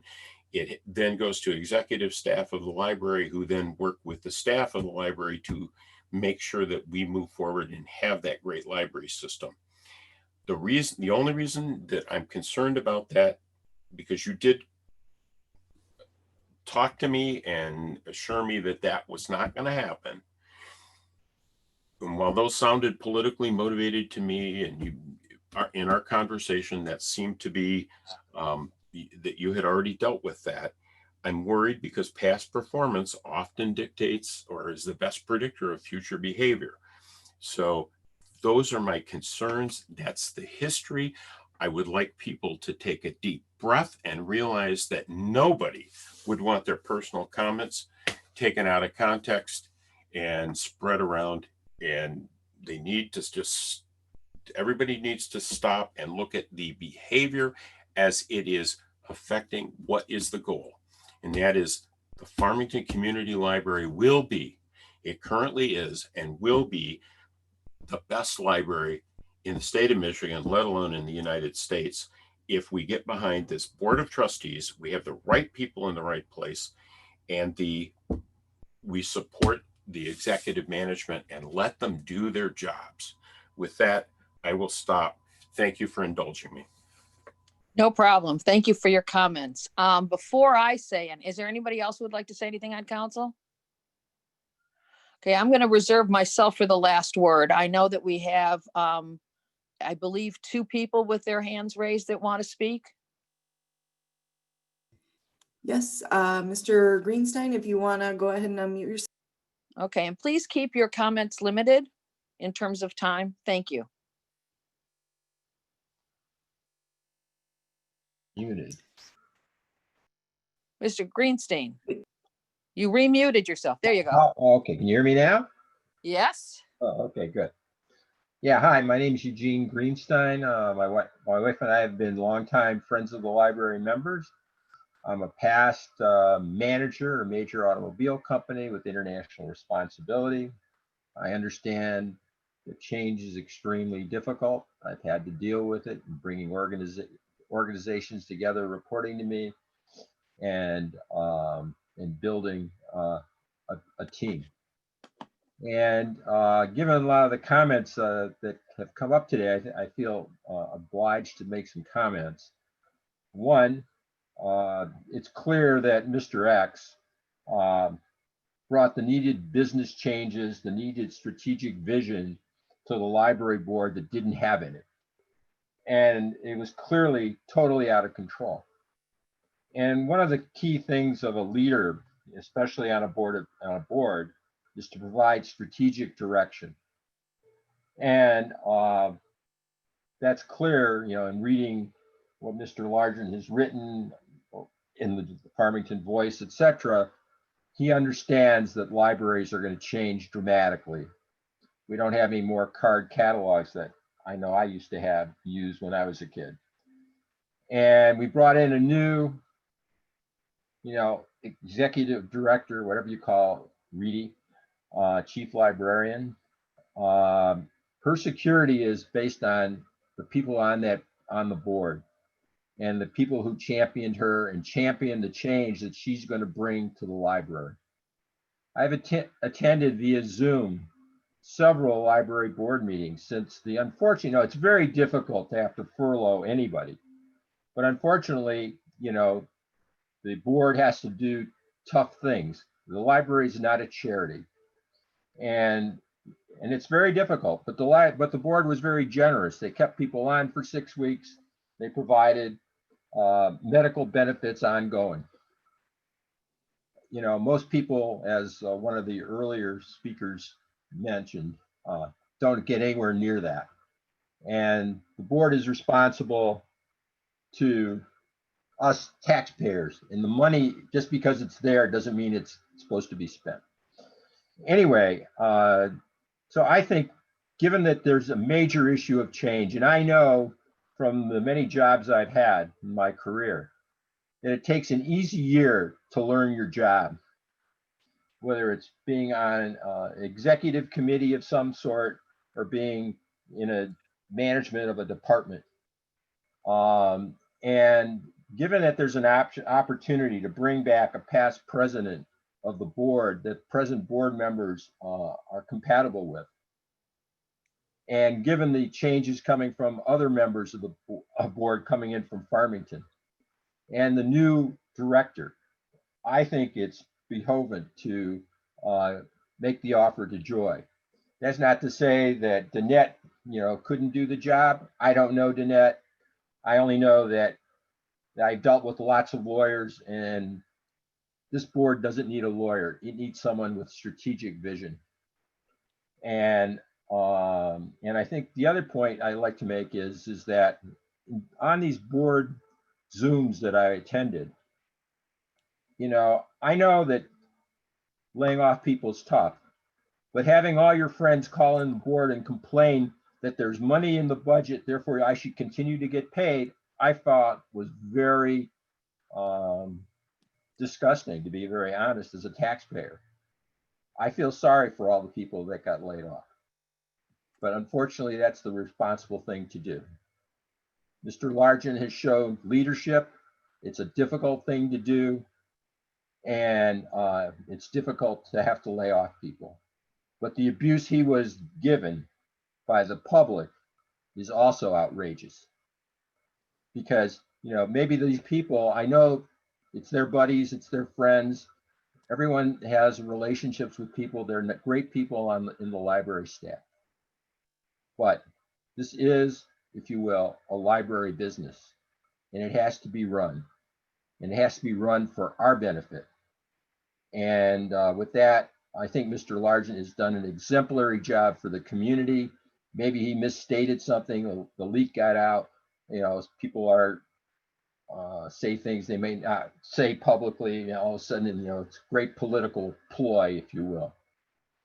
But I think you should go with the person who has the experience on the board, keep the board, make the board strong, starting from day zero, not having to wait for someone to come up to speed, and recognize and appreciate what Mr. Largent has done for this community. With that, thank you very much. Thank you, Mr. Greenstein. I appreciate your comments. Anybody else? I believe Richard Lerner has his hand up. Yep, Mr. Lerner, if you want to unmute yourself. Good evening. Can you hear me? Good. Yes, we can. So tonight, Danette Duran-Wilner is being nominated for the open position on the board. And I've heard several council members talk about how qualified she is. And she may be an accomplished attorney, I don't know. But I do know she's never served on any of the 26 boards or commissions in our city. She appeared at 2 library board meetings in 2019 while she was running for city council. I was at both meetings and I watched as she chastised the board and their decisions. She was deliberately contentious. At one point, she alleged there's room in the budget for investment in staff training and development, despite the fact that the library budget didn't include that level of detail. She has not appeared at a single library board meeting since being a city council candidate in 2019. But some of you may not have known that Joy Montgomery also applied for this position. Joy was appointed to the library board when she was a Farmington resident. She was chosen by the Farmington City Council after emerging from a competitive public interview process. Her fellow library board trustees elected her board president the following year. She's young, she's smart, she's a huge library supporter. She would be up to speed on day one and understands everything going on at the library right now. But Joy had to resign her seat when she moved to Farmington Hills from Farmington a few months ago. She submitted a letter of interest to Mayor Barnett, but never received a phone call or an interview. Board President Jim White and Mr. X, who frequently disagree on the direction of the library, have both requested Joy be reappointed to the board. In fact, all 3 Farmington Hills trustees have requested Joy be reappointed to the board as the 4th trustee from our city. She has no political aspirations. She doesn't engage in rhetoric. She just wants to continue to serve the library from her new home in Farmington Hills. Danette came to this city council when I was on it back in August of last summer, about a year ago. She said appointments to boards and commissions need to ensure that they remain in the best interest of the board and commission they are representing, and that appointments are not made only based on their knowledge, but an attitude for collaboration and cohesiveness. That was 1 month after she attended a library board meeting where the minutes read, Danette Duran-Wilner, Farmington Hills resident, commented on unfriendly conduct and discussions by the board. So tonight you're being asked to appoint a former city council candidate with political aspirations, no relevant experience on any boards or commissions, who has openly denigrated the board she now wishes to join. Her past statements do not portend the likelihood that she'll reduce the rhetoric. Instead, I suggest you take the time to talk with a past library board president who's well-liked, described as an asset to the library, and specifically requested by the majority of the current trustees. Politics should not play a role in the library. This should be a simple choice. If this council wants to appoint a library trustee with no experience and an axe to grind against the board, possible aspirations to join city council, over a highly qualified former library board president that the majority of the board from both cities and both sides of the aisle have worked with and think highly of, that would certainly be viewed as political. So I hope you'll take Danette Duran-Wilner's advice when she came before council last year and appoint the best qualified candidate to the library board of trustees. And right now that happens to be Joy Montgomery. The future of our library depends on it. So thanks for listening, and good luck with your vote. Thank you, Mr. Lerner. Does anybody else have anything to say? Yep, we have another comment. Deb Hemai, if you want to mute yourself.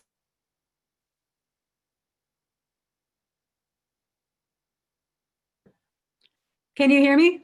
Yes.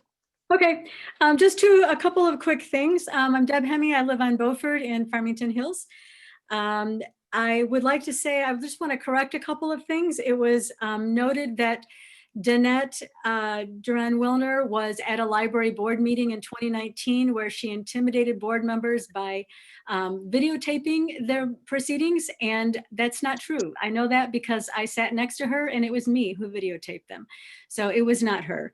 And the previous meeting, I know it was the adult department head who did the videotaping. So I don't believe Danette has ever done that.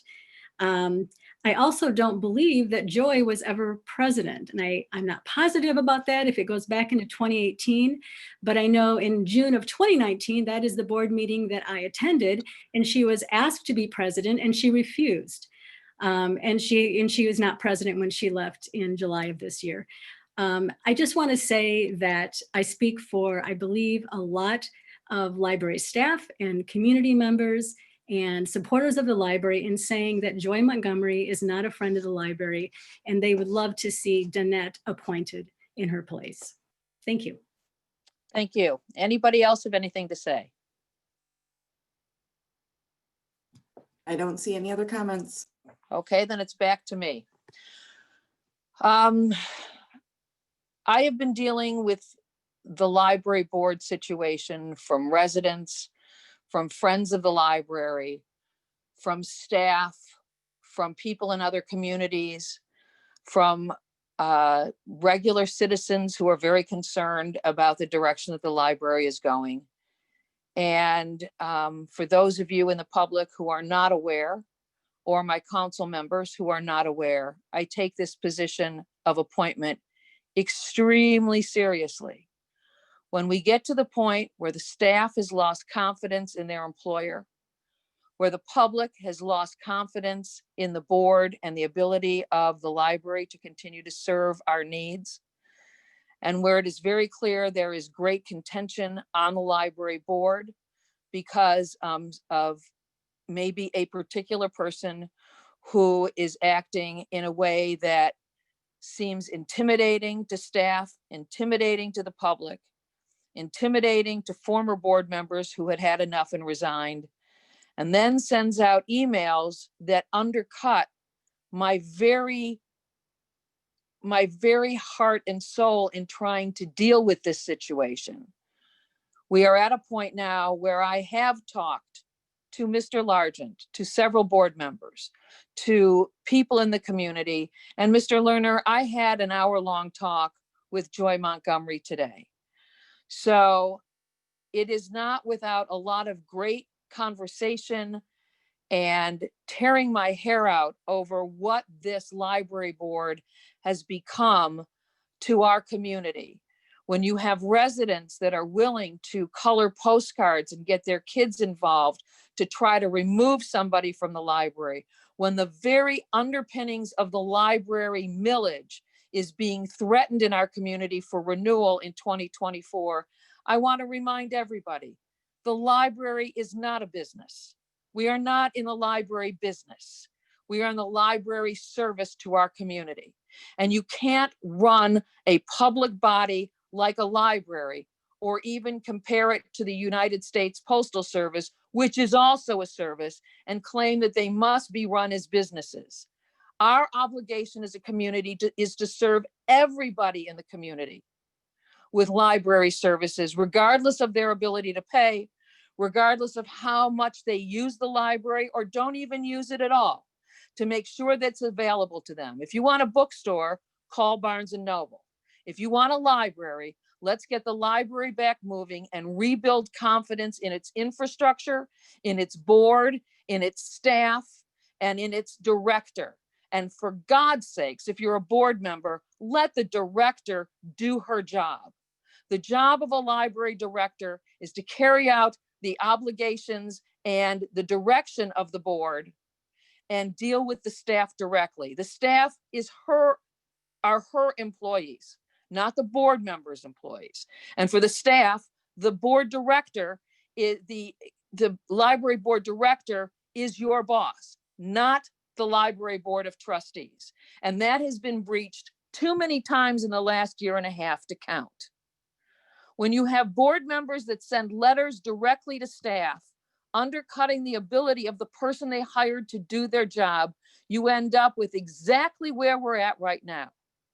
People upset, people concerned, you have staff that feels unloved and untrusted, you have board members nipping at each other's heels, and then you get to the point where, is this a political appointee or not? I can assure you, my bringing Danette Wilner forward has nothing to do with politics and everything to do with her ability and her work on an everyday basis to bring staff, communities, business leaders, and board members together. Danette knows more now than she did a year and a half ago. We all know more now than we did a year and a half ago. And to claim that Danette is in this because she's ambitious, I want to remind the council that T.R. Carr was appointed to the Community Health Commission. After that, while he was newly appointed, because it was a new commission, he decided to run for city council. He lost, and not one of my council members brought up the fact that they were concerned that he's too ambitious to be appointed to the Economic Development Corporation when I appointed him to the Economic Development Corporation. And by the way, he's doing an excellent job. I am somewhat confused about these concerns regarding future ambitions. It is unfair to require someone to commit to any terms that are not required in our ordinances and to place restrictions on what citizens who want to volunteer for their community can and cannot do in the future.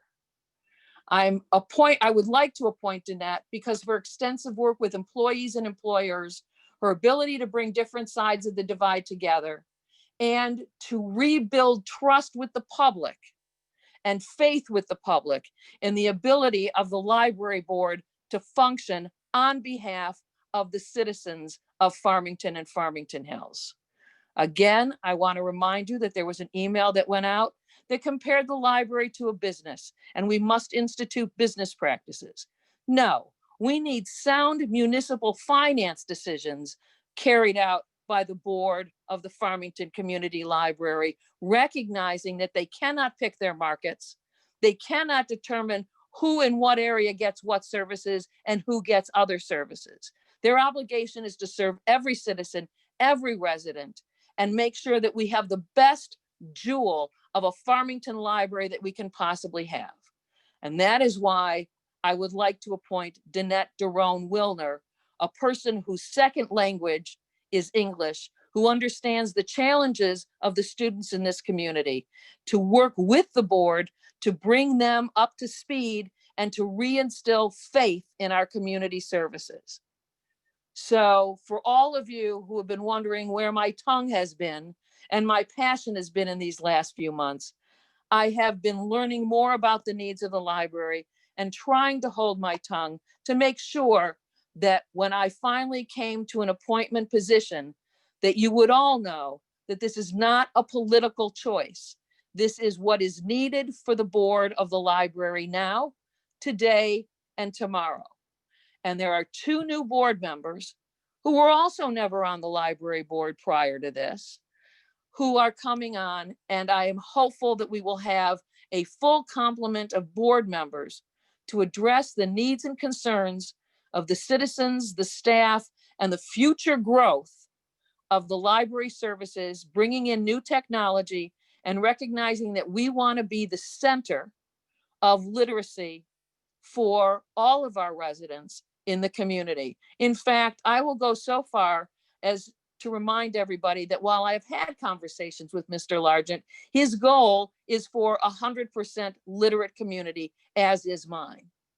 So we are not on opposing sides. We have different political interests privately, but we also have a growing need to recognize that the library needs to be true to the citizens and that the citizens, again, have confidence in their library. To the board members who are currently appointed, I ask that you not try to ride roughshod over your staff, that you not try to undercut your director.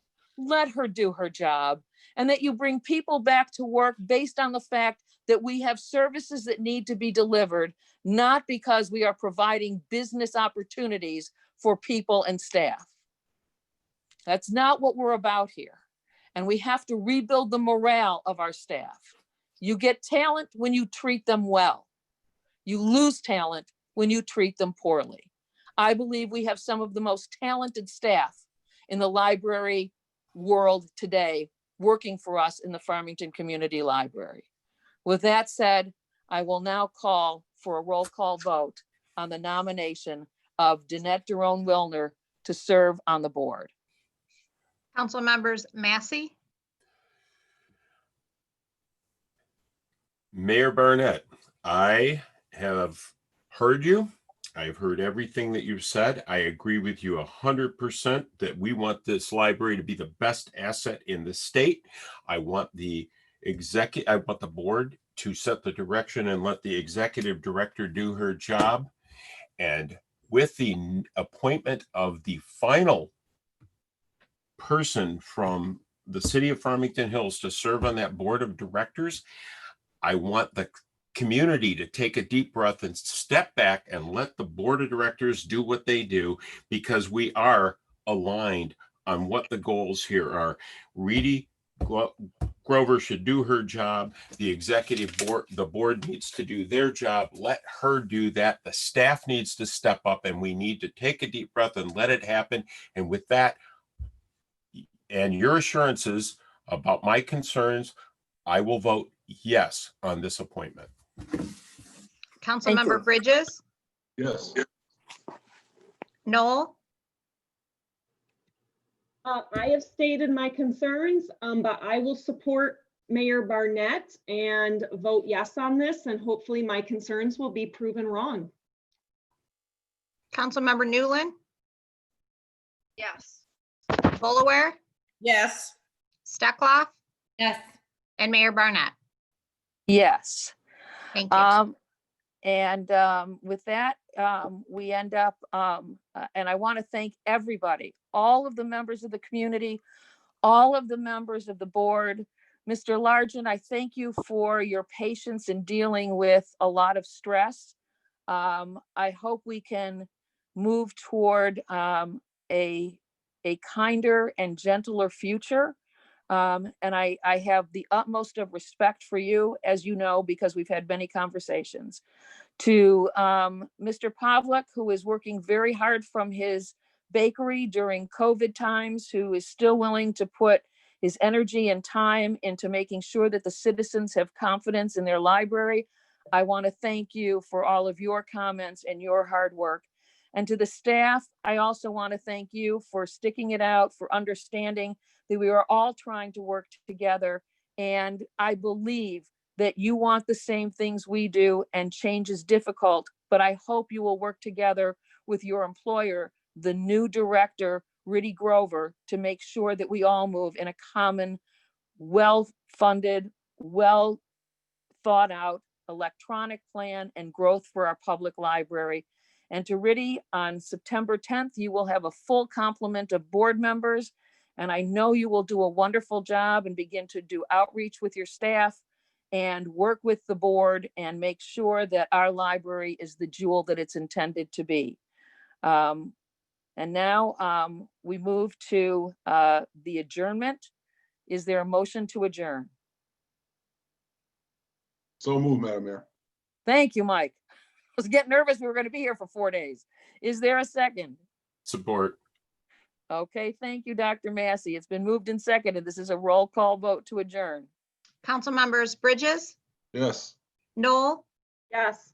Newland, Yes. Bolaware, Yes. Steckloff, Yes. Massey, Yes. and Mayor Barnett. Yes. Thank you. Good night, Farmington Hills. This is a conclusion of our regularly scheduled August 24th City Council meeting. Stay safe, fill out your census, get your ballot, prepare to vote. Every vote counts, and every census individual counts. So make sure you complete your census and enjoy the rest of the summer that we have in front of us. Good night.